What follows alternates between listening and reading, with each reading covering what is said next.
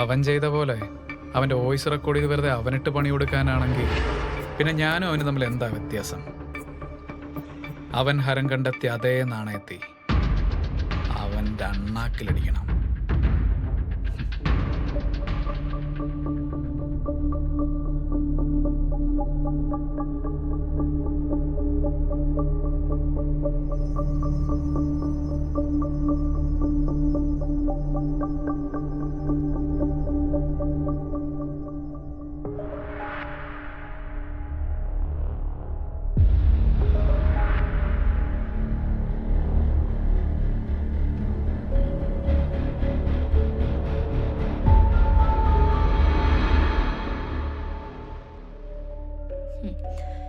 ഇതിനൊക്കെ നന്ദി പറയേണ്ടത് നിന്നോടല്ലേ?